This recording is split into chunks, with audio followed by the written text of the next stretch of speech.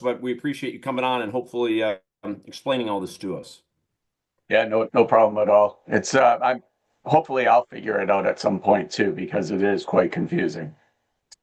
Yeah, I've already talked to GPT about it, which is my expert that I usually go to, and it's been pretty good. But it's left me with a number of questions, and a lot of people out there probably. So the main question I have is kind of how this all started. But I'll give the quick background for everybody, and then you can fill it in from there. But in Trump's big beautiful bill, which is very common that they pile a bunch of crap into these humongous bills, and apparently at the 11th hour, there was a new tax provision that says that gamblers cannot write off all of their winnings with their losses. They can only write off 90% of their winnings, which means that if you've had any winnings at all, you must pay taxes. Whereas in the past, simply because you had some winnings didn't mean you had to pay taxes, and only if you were a net winner at the end of the year. Tell me if I described that about properly, and then you can pick up the story as far as how this came down. Yeah, that's pretty much what we're looking at right now. The situation, I think the biggest question people need to ask is how are we determining winning? So if we're the IRS is probably looking at it as W-2Gs. So anytime you win over a certain amount, a casino or an online casino has to issue this tax form, a W-2G. The more of those you have, the more trouble you're going to be in with this new change, assuming it stays in place. So if you're a winner at three casinos that you visit and you are a huge loser at three others, it's those three winning casinos that suddenly make a net loser look like a profitable player because you have these individual W-2G tax forms. So it's not like every casino gets together, sticks all your winnings and says, here's how much you lost this year, or here's how much you won, and then you go from there. You have all these individual receipts basically, and you gotta offset those up to 90% each time. So you're talking about all of this phantom income, as it's been called, can pile up. This affects a very small percentage of players, right? Not a lot of people are getting these tax forms. I believe my research was about 0.6% of tax filers actually itemize gambling deductions. So it's a small percentage, but it's probably a huge percentage of anybody listening to this show or other gaming podcasts. Well, and also apparently it was put in because they're estimating that it's going to generate billions in revenue over a 10-year period. I forget the number that they stated, and that it was kind of plugged in there because you had to have this whole reconciliation bill be neutral, right? Yeah. So if you're spending more, you better cover it in taxes, and they needed this tax. Is that your understanding as to why it slipped in? And but still a related question, who was it that put it in, and who's even thinking about something like this? Yeah, so it's a super interesting question about who put it in there. Like, there's everybody goes back to Mike Crapo, which awesome name, by the way. That his committee, I believe it was back in May or June, actually discussed this. So it's not an out of left field situation. It's just one of those things where nobody's really paying attention to it. So the American Gaming Association at the time put forth three tax policies that they wanted. One of them is the slot threshold, which was actually raised a tiny bit.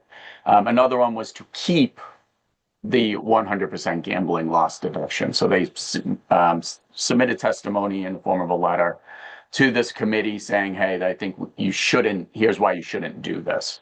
Obviously, that didn't happen. What tends to happen with, especially as you said, with these huge bills, is they need to, like you said, sort of balance out the revenue cuts with new revenue.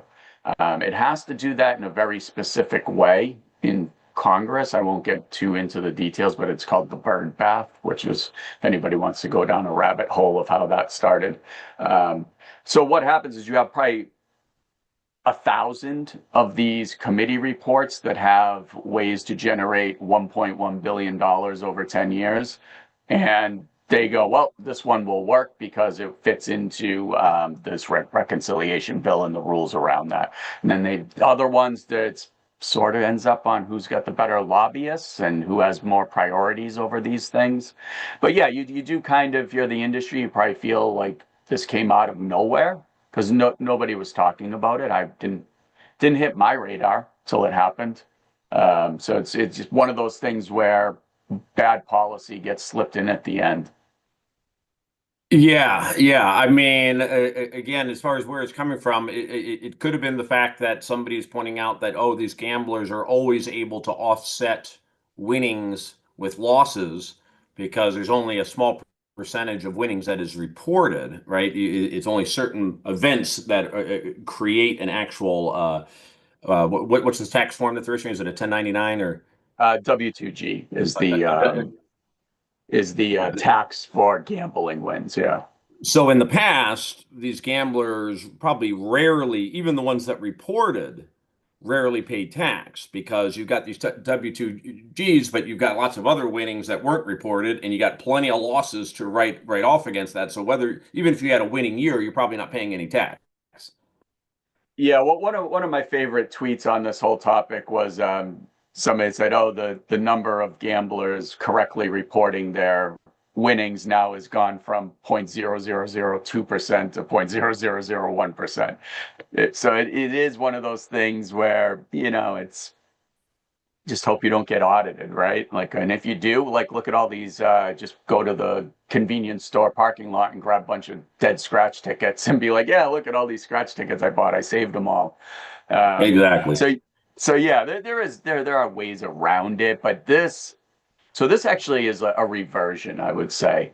So, there was a poker player who actually won a legal case to make, poker winnings as income instead of gambling. So if you're a professional player, this works the same way. There's still a 90% loss cap, but you're declaring it as income. So you can write off travel, you can write off all these other things, where somebody who's has a regular job and is just itemizing gambling losses and winnings and losses can't do that. They can only write off their gambling wins and losses. But this bill also caps business expenses basically for professional gamblers at 90%. It's not unheard of. So, I mean, if you own a business, there's certain things that you can and can't write off, and some things are like full write off, some things are 50%, some things are 30%. So, this isn't like this unheard of tax proposal. It's just one that nobody really expected it. It doesn't seem to have much support as far as whoever is supporting this isn't publicly supporting it, right? There's a lot of people opposing it, even in Congress. I mean, you have Ted Cruz, you have pretty significant congressional figures. You don't have anybody going, no, this is the right thing. But what I did pick up on was when Nate Silver posted about it. So when us gambling people posted about it, everybody's like, this is dumb. I can't believe that they're doing this bad policy. Nate Silver posted about it, and a lot of people are responding to him who aren't in the gambling sphere, and they're like, why are we writing off or why are we subsidizing gamblers? So they're seeing it as this isn't income at all. This is just, it would be like me writing off the TV I bought to them, right? So it's one of those things where the general public isn't going to have much of a outcry about it. So it's a policy that a lot of lawmakers are like, yeah, it's gonna piss off a few gamblers, but so what? Yeah, we're going to see how strong the AGA is and the Nevada gaming interests, etc. I don't know if the big boys, FanDuel and DraftKings, are weighing in on it. I noticed that this did not seem to affect their stock price. You would have thought that, oh my gosh, if all of a sudden gamblers now are going to be paying all these taxes, that's going to impact the industry. But I guess you're not seeing it as something that's going to affect the online casinos and the online sports gaming companies? Yeah, so that I think that again comes down to what is a session. So if they were sending you a W2G every time you won $5,000, you're going to get a lot of those if you're a professional better over the course of a year. They send it to you at the end of the year. So it's like one big long session. So it's kind of consolidated for that. And I would say that, they really don't want anybody that's getting a W-2G at the end of the year. That means they had a winning year with them. Right. So that's for the, I think stocks are casino, like land-based casinos, because they do every time you win a certain amount, issue that form. So every time if you play slots 5 days a week, don't do that. Not a good idea. But if you do that, you're going to have a lot of big wins over the course of a year, and you're going to have a lot of those W-2G forms. So there's that aspect of it. And I was talking to another analyst, and as they put it, it was this is a like really cuts into the VIP business, right? Because now all of a sudden your really heavy casino players are like, wait a minute, I can't deduct all my losses against this. I don't want to come and deal with that. I mean, if you're a whale and you're, showing $2 million in winnings over the course of a year, all of a sudden you're only deducting 90% of that, but the truth is you lost 3.5 million. That starts to get a little annoying. Yeah, yeah. I mean, it definitely seems like it's your professional players who are playing in a market like a Las Vegas, where they're going to have a lot of reported winnings, not really clear what happens online. Probably your meat and potato players for DraftKings and FanDuels are not whales. They're just your average guy who's blowing, a few grand a year on those sites. And then you've got your slot players in Vegas who, they're casual players. And are you really not going to play a slot machine because oh, if I win, I'm actually going to win 10% less because I'm going to have to pay 10 to the IRS? Right. Probably not. I mean, when you're playing the lottery, everybody knows that, if you hit the lottery, you better deduct 40-50% for taxes. Exactly. So it's one of those situations. This is where I think a lot of professional gamblers who are very, very mad about this don't understand the typical mindset of a gambler who loses a few $1,000s a year. Or if you win, say you win a poker tournament and you win $30,000, right? You win like a low stakes poker tournament. It does having to pay an extra tax on that really even register with that person? Like, are they like, oh, I'm never going to play a poker tournament again? I mean, it's sort of found money to a casual gambler as opposed to a professional gambler who's like really tracking their wins and losses. So what's interesting is if I know there's a bill now to overturn it, and it sounds like there's some bipartisan support for it. It was put in there in order to balance things out, but now if you pass a law that changes it back, typical Congress, now you probably have that imbalance again, and then I don't know if they're required to fill that gap. Do they need to replace this tax with some other tax if they get rid of it? My understanding is not on an individual bill. Reconciliation bills are different. So states need to balance their budgets. They don't do a very good job of it, and there's always shortfalls. But Congress doesn't. Well, obviously, I think everybody understands the deficit and debt. But for a singular bill, you can just change a tax policy. Yeah. Right. So you got this reconciliation where you got to be real careful that if you reduce any revenue, you better replace it somewhere. But then after it's all said and done, all that stuff that they put in, they start ripping out and say, "Oh yeah, yeah, we don't want to tax people on this and tax people on this," and that's how America winds up 36 trillion in debt, essentially, or Yeah, one of the many yeah. ways. And this goes into effect next year. So this is, I would say, the timeline people should be paying attention to. Um, it goes into effect next year, but we don't pay our taxes for next year until starting January 2027. So we have the rest of this year and next year. Somebody could come in and say, listen, it could be in September of 2026. And everybody's setting aside, oh, I'm going to have to pay more taxes, but then this could come back and just basically revert it. So that's the timeline we're looking at for a change here. I wouldn't count on it. And usually taxes don't get changed in that direction. Things of this sort, especially around gambling, just a very easy piggy bank to always stick your hand in. So There is the Fair Bet Act by Representative Dina Titus, very pro-gaming congresswoman from Nevada. Um, the question I would ask is there's a field hearing tomorrow in Las Vegas. She's already said she's going to bring up this topic. It's about the One Big Beautiful Act, so this should be a topic that is discussed during that. She says she's going to bring it up. I'm very interested to see how the committee, the Ways and Means Committee, responds to what she says. If you hear a lot of "thank you, we'll take it under advisement," yeah, it's nothing's happening.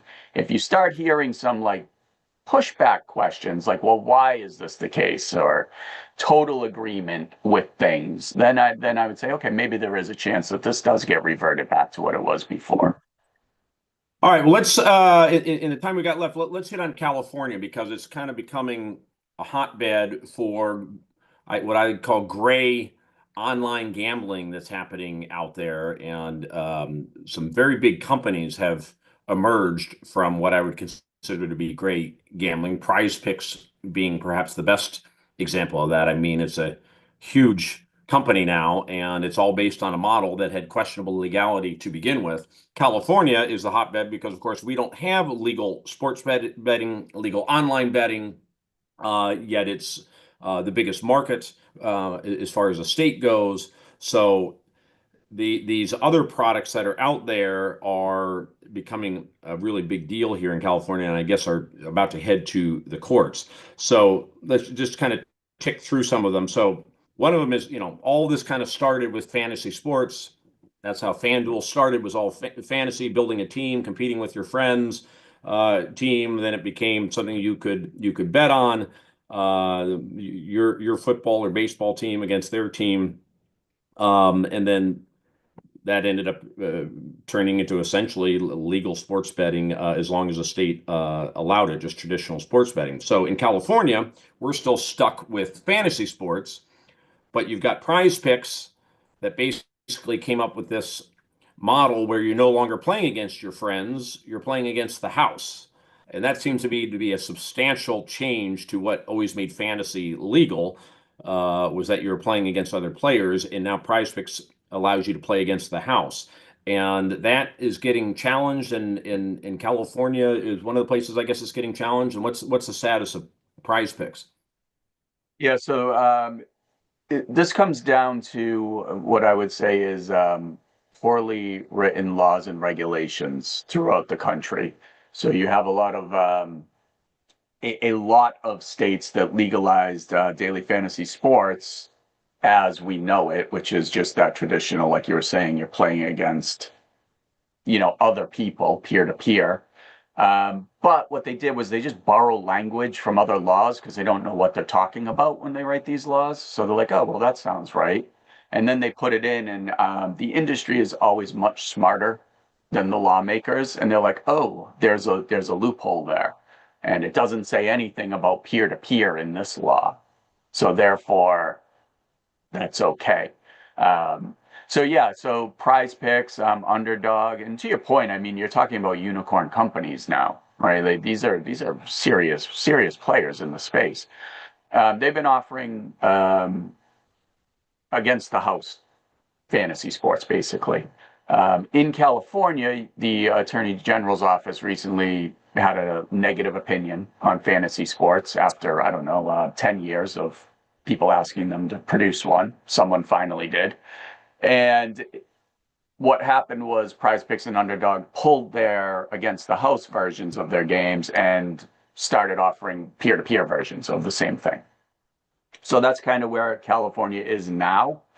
The Attorney General said he plans on enforcing it, and he didn't make a distinction between against the house and peer-to-peer. So we'll see how that goes if he actually does try to enforce his opinion.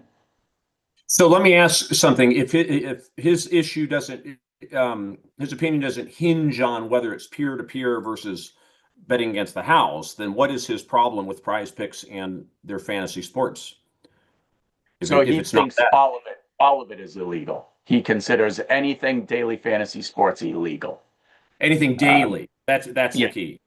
The Yeah, season so long, the NFL ones that everybody participates in, he's cool with that, even if you're betting on it. But placing a bet on it, what's essentially a single game, is what he's saying is not permitted. yeah, and so there's a lot of like it doesn't explicitly say that in the opinion. So a lot of people be like, "Oh, you're actually banning," but it all comes down with everything of this sort. You talk about sweepstakes, it's the same thing. Like they'll say, "Oh, if you pass an anti-sweepstakes gaming bill, you're actually banning Marriott's rewards sweepstakes that they offer." Well, it all comes down to enforcement. Like anything, there are plenty of laws that locales do not enforce.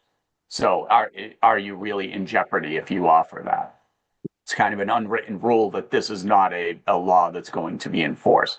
Like tomorrow, if every local police station started enforcing the speed limit, there'd be a lot of people pulled over on the side of the road, right?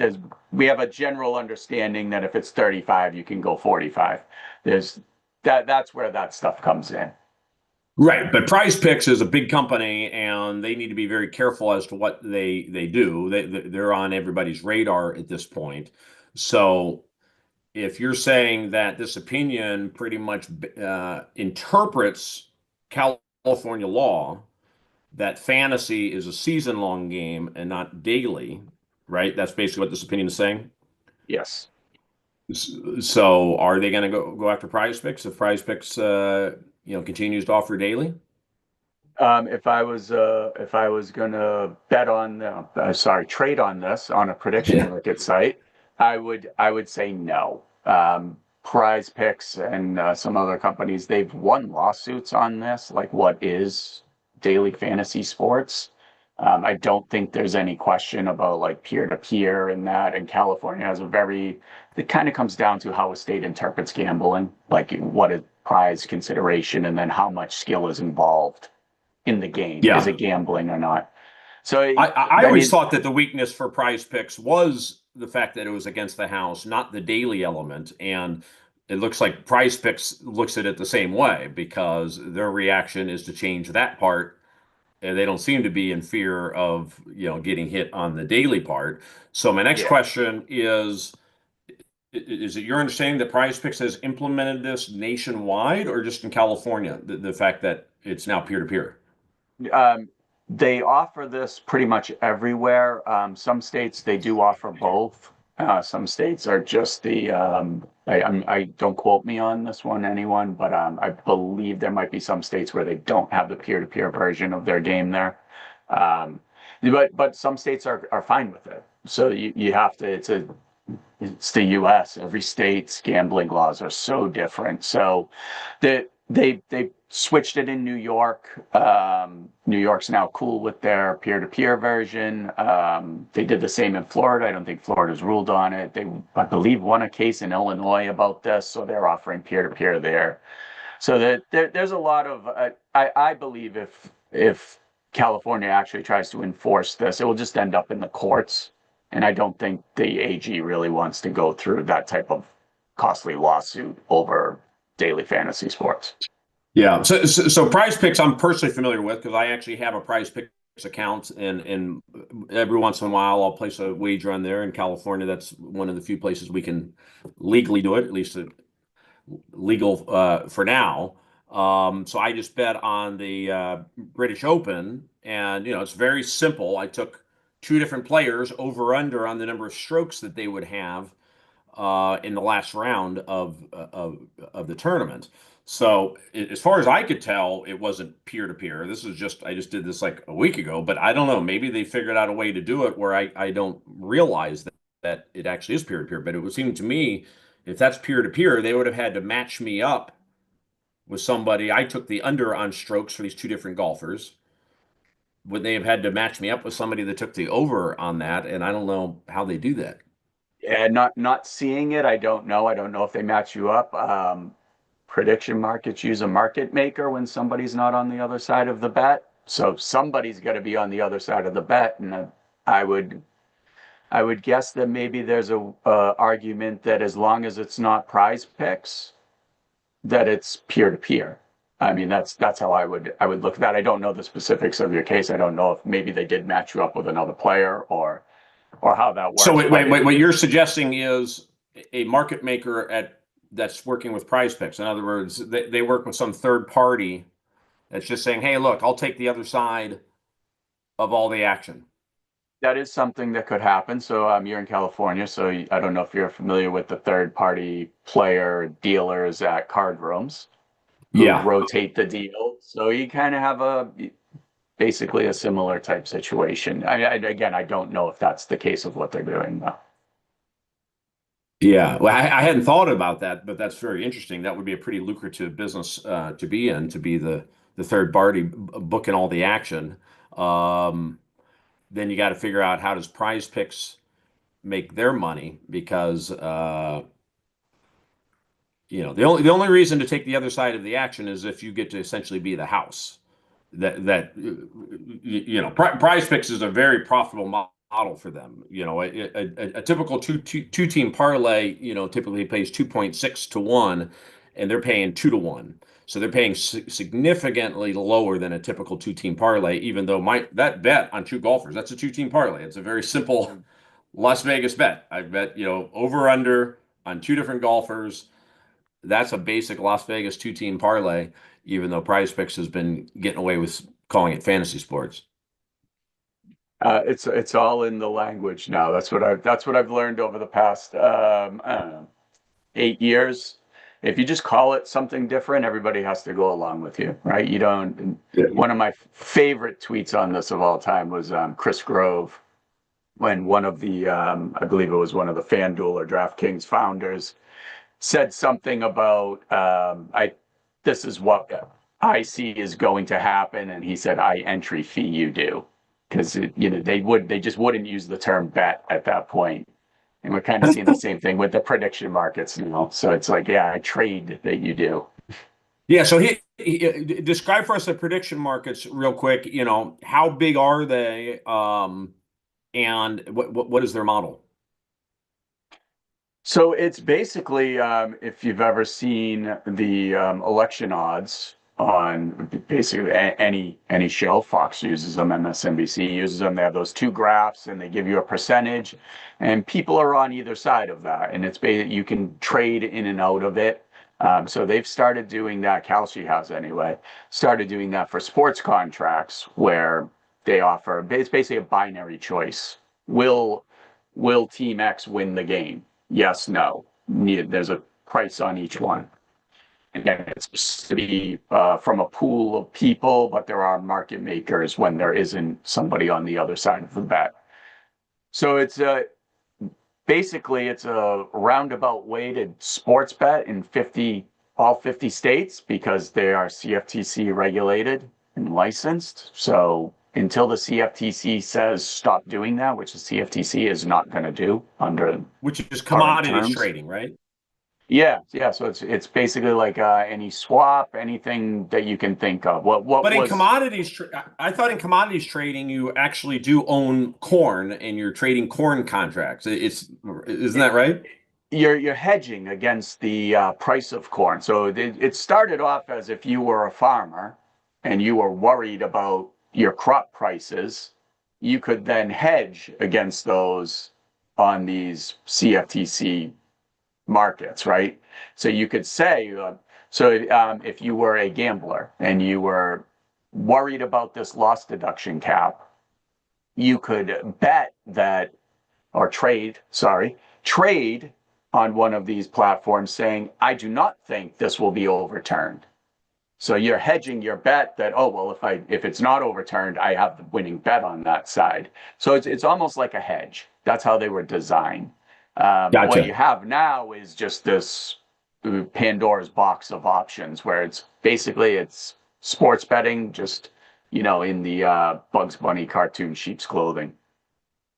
Yeah. Well, that's the next one we'll be watching, because that's an interesting one, because sports betting is all about predicting who's going to win, and it's just funny that you call it prediction and now suddenly we can find a way to make it legal. But that's the grave gaming business. We'll have to cut it there, Steve. Not just because we're out of time, but because I hear my 4-year-old going nuts and my dog barking in the other room. So I got to go hit that. Steve Ruddock, publisher of Straight to the Point. Thanks for coming on and sharing your expert analysis.